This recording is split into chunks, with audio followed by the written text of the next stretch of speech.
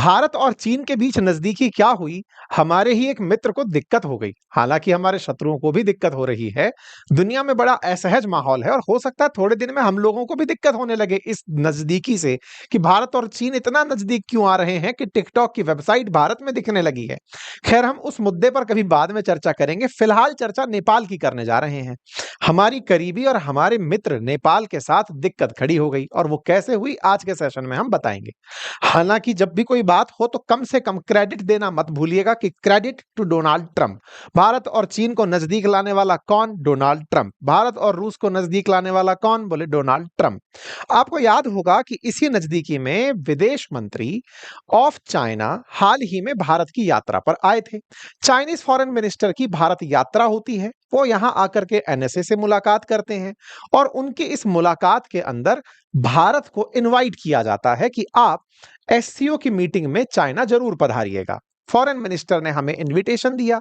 वांग we ने कहा कि हाँ, आप आइएगा। प्रधानमंत्री ने कहा जरूर पहुंचेंगे। हमने इस पर सेशन भी किया अपनी पाठशाला पर और हमने ये बताया कि जब वो यहां आए तो हमें बहुत सारे तोहफे देकर के गए। हमारे पास बहुत सारी सौगात देकर गए और उन सौगातों में उन्होंने हमसे कहा कि हम आपको वो सब दे रहे हैं जो कभी चाइना ने अमेरिका को रोक दिया था देना। हमने अमेरिका के चलते आपको भी रेयर अर्थ एलिमेंट्स, जिनको हमने मैग्नेट्स के लिए पढ़ा था, उनको रोक दिया था, वो चालू कर रहे हैं। फर्टिलाइजर चालू कर रहे हैं। भारत के साथ डायरेक्ट फ्लाइट शुरू कर रहे हैं। ट्रेड को बढ़ा रहे हैं। ये सब बातें हमसे चीनी विदेश मंत्री कहकर चले गए। चीनी विदेश मंत्री की जो भारत यात्रा हुई उसमें भारत के साथ ट्रेड को लेकर, फ्लाइट्स को लेकर बातचीत चल रही थी। उसी बीच में ट्रेड रूट की बात हो गई और बस ट्रेड रूट की बात क्या हुई, नेपाल बीच में फंस गया और इसी को लेकर के नेपाल ने अपना विरोध दर्ज करा दिया। मामला कहां से जुड़ा है? लिपुलेख से मामला जुड़ा हुआ है और इसके चलते नेपाल ने भारत को अपनी तरफ से एक डिप्लोमेटिक नोट भेज दिया है कि सर, आप लोग चर्चा किए, हमसे कोई पूछा ही नहीं। और यही हेडलाइन बन जाती है। लिपुलेख के चलते, लिम्प्युधुरा लिपुलेख काला पानी के चलते, भारत और चीन के बीच में जो व्यापारिक मार्ग है उसके चलते नेपाल थोड़ा असहज हुआ है और इसी के चलते नेपाल का जो क्लेम लिपुलेख को लेकर था वो फिर से रीसरफेस हो गया है। पूरी कहानी वापस से सुनाएंगे क्योंकि अब तक आप भूल चुके होंगे, क्योंकि नेपाल ने तो नोट पर छाप लिया और आप लोगों ने दिमाग में उसको रिवाइज जरूर करेंगे। आइए आज के सेशन में आगे बढ़ते हैं। जब चीन के विदेश मंत्री भारत पहुंचे तो भारत पहुंच करके उन्होंने कई स्तर पर कई तरह के लोगों से बातचीत की थी। उन्हीं बातचीतों का जब समेशन निकल कर आया कि अल्टीमेटली उन्होंने क्या कहा, तो वो समराइज कुछ इस तरह से हुआ। 9th नंबर पॉइंट पर जो बात लिखी है उसे मैं अलग से हाईलाइट कर देता हूं कि both sides agreed to reopening of border trade through the 3 designated trading points, namely Lipulekh pass, Shipkila pass और नाथुला पास। 3 जगहों को लेकर के, 3 जगह कौन कौन सी? लिपुलेख पास, शिपकिला पास और नाथुला पास। इन जगहों से वापस से बॉर्डर के माध्यम से व्यापार करने की इजाजत दे दी गई, या फिर यह कहिए कि हम लोग यहां से जमीन के साथ व्यापार कर सकेंगे, बाई रोड व्यापार कर सकेंगे। आप पूछेंगे अब तक चीन के साथ व्यापार कैसे होता है? देखिए, चीन के साथ मेजर व्यापार हमारा समुद्री मार्ग के थ्रू होता है और उसके लिए साउथ चाइना सी, मलक्का स्टेट, बंगाल की खाड़ी होते हुए हमारा व्यापार होता है, या फिर अरब सागर होते हुए मुंबई तक का व्यापार होता है। तो मतलब व्यापार का हमारा एक रूट है। अच्छा, हवाई जहाज के थ्रू डायरेक्ट कनेक्टिविटी बन जाएगी तो लोगों का आना जाना भी हो जाएगा।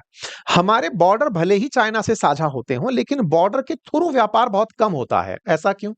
क्योंकि एक तो हमारा बॉर्डर हिमालय के साथ साथ अटैच्ड है, तो इतना सारा सामान हिमालय को क्रॉस करा के पहुंचाया जाए तो उसके पहुंचने में बड़ी दिक्कतें आती हैं।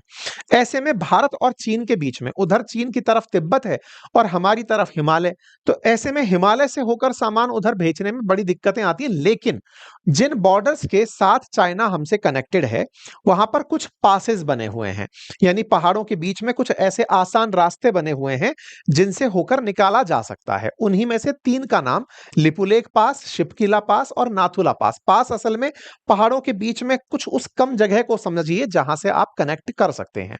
अब जब इन पासेस की बात कर रहे हो कि यहां से होकर कनेक्टिविटी बनती है, तो ऐसे में इनसे फायदा किसे होता है? तो बॉर्डर के आसपास रहने वाले जो लोग होते हैं ना, जैसे भारत के अंदर लिपुलेक पास के पास इस तरफ रहने वाली जो ट्राइब्स हैं, उन्हें अगर चाइना से व्यापार करना है, तो उनके लिए बॉर्डर ट्रेड बहुत मायने रखता है।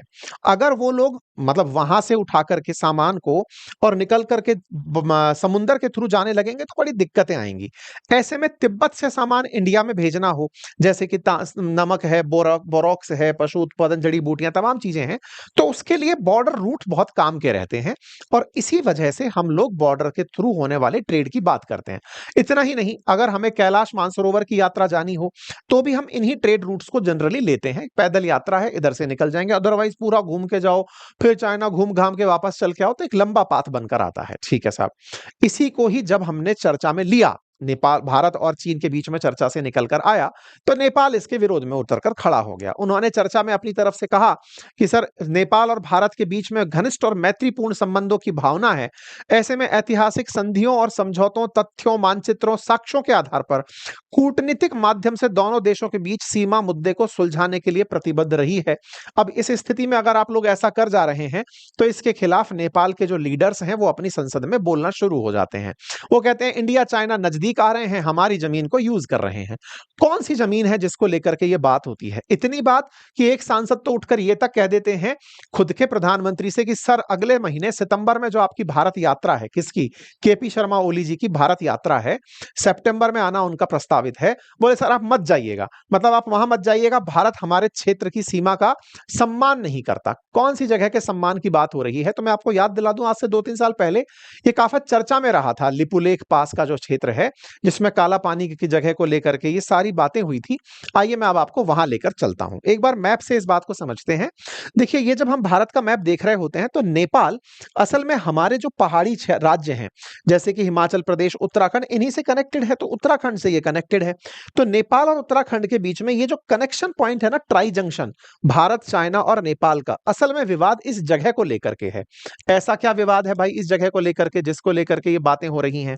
तो इस जगह को लेकर के, ट्राई जंक्शन को लेकर के विवाद ये है कि यहां पर नेपाल का कहना है कि जिस जगह को आप अपना बताते हो वो मेरी जगह है। भारत कहता है नहीं भाई, वो हमारी जगह है। बोले दोनों के पास में क्या आधार है कि ये किसकी जगह है? तो बोले आधार है हमारे पास में सुगौली की संधि। बोले एक संधि हो रखी है नेपाल और भारत के बीच में, वही हमारा आधार है। बोले अच्छा। तो उत्तराखंड के अंदर पिथौरागढ़ जिले में काली नदी घाटी के पास से लगभग 17,500 मीटर की ऊंचाई पर एक जगह है जिसे नेपाल अपना मानता है, जिसे निपुलेख दर्रे के रूप में आप जानते हैं। यह जगह भारत को तिब्बत से जोड़ती है और यहीं से कैलाश मानसरोवर यात्रा का जो पारंपरिक मार्ग है वो होकर जाता है। मतलब कैलाश मानसरोवर वाले जो तीर्थयात्री हैं, वो लिपुलेख दर्रे को पार करके ही, मतलब यहां से जाना सबसे आसान मानते हैं, यहीं से होकर के वो लोग यात्रा करते हैं। ये वो जगह है जिस यात्रा को वो करते हैं, नेपाल जिसे अपना मानता है। अब इस क्षेत्र को अगर मैं आपको जूम करके दिखाता हूं, तो ये कुछ ऐसा दिखता है। कैसा? यहां पर 3 जगहों को पहचानिए। एक है लिम्प्युधुरा, एक है काला पानी, एक है लिपुलेख। इन तीनों जगहों को जब आप ध्यान से देखते हैं तो यहां समझ में आता है एक नदी के चलते उत्पन्न हुआ विवाद। असल में क्या है कि ये जो शारदा नदी आपको दिख रही है, इस शारदा नदी को लेकर के ही सारा बवाल है। नेपाल का मानना है कि ये जो त्रिकोण सा बना हुआ क्षेत्र है, ये नेपाल का है, और भारत का मानना है कि ये वाला त्रिकोण आपका नहीं, इस जो पॉइंट हमने बता रखा है वो आपका है। तो ऐसा विवाद असल में उत्पन्न क्यों होता है? इसके पीछे असल मायने में एक नदी को बड़ा कारण माना जाता है। यह नदी भारत के लिए इतनी महत्वपूर्ण नहीं जितनी कि नेपाल के लिए महत्वपूर्ण है। आप पूछेंगे ऐसा क्यों? क्योंकि असल में मैप में लिखा गया है कि काली नदी से पूर्व तक का जो क्षेत्र है वो नेपाल का है, काली नदी से मेची नदी तक के बीच का। तो काली नदी से पूर्व, तो काली नदी है कहां? यही सबसे बड़ा विवाद है। अगर बात मानी जाए नेपाल वालों की, तो वो लिम्प्युधुरा से, यानी इस बिंदु से काली नदी का ओरिजिन मानते हैं कि यहां से नेपाल की नदी शुरू हुई थी, मतलब कि काली नदी शुरू हुई थी। भारत मानता है कि काला पानी नामक जो जगह है, और भी जो काला पानी नामक जो जगह है, यहां से बोले आपकी नदी शुरू हुई थी। तो दोनों के नदी उद्गम पॉइंट को लेकर के विवाद है। अभी नदी उद्गम को लेकर के कौन बात कर गया था? तो असल मायने में हुआ क्या था कि दोनों देशों के बीच में एक ऐतिहासिक संधि हुई थी, सुगौली की संधि के नाम से जिसे जाना जाता है। सुगौली की संधि उस समय के ब्रिटिश भारत और नेपाल नेपाल के बीच में हुई थी। वर्ष 1814-16 के बीच में नेपाल और ब्रिटिश भारत के बीच में जंग हुई थी, जिसके चलते नेपाल के बड़े हिस्से को ब्रिटिशर्स ने कब्जे में ले लिया था और उन्हीं कब्जों में से ये वाली क्षेत्र भी कब्जे में आए थे। और ये तय हुआ कि जब अंग्रेज यहां से चले जाएंगे तो जो ब्रिटिश भारत है वो भारत रह जाएगा और सुगौली की संधि में जो चीजें तय हुई थी वही आगे चलती चली जाएंगी। 1923 में सुगौली संधि को शांति और मैत्री की संधि में बदल दिया गया और भारत जब आजाद हुआ तो 1950 में भारत और नेपाल के राणा शाही परिवार ने नई संधि पर हस्ताक्षर कर दिए। ये हस्ताक्षर के समय के दृश्य हैं, जिनके तहत यह माना गया कि हमारे ये क्षेत्र आपके रहेंगे, आपके ये क्षेत्र हमारे रहेंगे। संधि में जो कॉमन बात थी वो केवल इतनी कि नेपाल की जो सीमा है वो काली नदी से पूर्व के क्षेत्र में रहेगी और भारत काली नदी के पश्चिम में रहेगा, ठीक है। लेकिन नेपाल ने इस काली नदी का ओरिजिन लिम्पियुधुरा से माना हुआ है, वहीं भारत इस लिम्पियुधुरा से इसका ओरिजिन नहीं मानता। नेपाल का मानना है कि काली नदी यहां से ओरिजिनेट होती है और भारत का मानना है कि वो काली नदी नामक जगह से ओरिजिनेट होती है। महाकाली नदी के पश्चिमी हिस्से को नेपाल का अधिकार नहीं है। महाकाली नदी जिसे भारत में शारदा नदी कहते हैं, भारत इस इलाके में इसी कारण से, ये जो त्रिकोण का क्षेत्र जो आप देख रहे हैं, भारत इसी कारण से इस क्षेत्र पर अपना निर्माण कार्य करता है। लेकिन नेपाल का चूंकि वहां पर इसे मानना है तो वो कहता है कि ये सारा क्षेत्र भी मेरा है। भारत कहता है कि आपकी नदी यहां से शुरू हो रही है, हम कैसे मान लें? तो बस इसी को लेकर के दोनों के बीच में असल में टसल चलती रहती है। नेपाल को भारत ये जवाब ऐसा क्यों देता है? तो भारत का कहना है जहां आकर के सारी नदियां मिल रही हैं, जो छोटे मोटे धारे आकर मिल रहे हैं, वहां से वो नदी बनकर निकलती है। तो ऐसे में इस नदी के ओरिजिन को लेकर के तीनों देशों के मतलब दोनों देशों के बीच में विवाद बना रहता है। सीमा विवाद में सबसे बड़ा जो दिक्कत है वो ये कि ये स्पष्ट नहीं है कि नदी का ओरिजिन कहां से है। वो जहां से सबसे पहले पानी का ग्लेशियर पिघल रहा है या वो जहां पर नदी बनकर बहना शुरू होती है। दोनों देशों ने क्या सुलझाने के ऐसे प्रयास किए? बिल्कुल किए। 1960 में, 80 में, वर्ष 2000 में, 2002 में, अटल जी के समय पे तो दोनों देशों के प्रधानमंत्री बैठे भी कि आओ इस मामले को सुलझाते हैं, लेकिन वो सुलझ नहीं पाया।